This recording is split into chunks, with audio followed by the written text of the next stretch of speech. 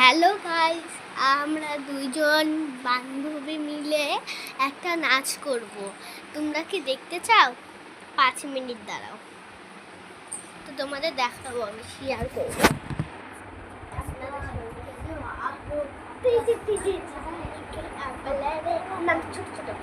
ছোট ছোট ছোট জামা বেশছিল, গাল চিপে আদর খাও বেশছিল।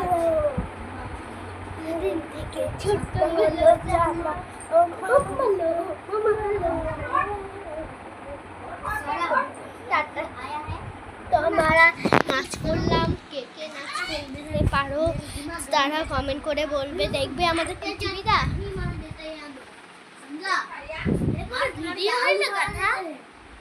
তো এ হলো আমার বান্ধবী, এর নাম হইলো কি বল তুই?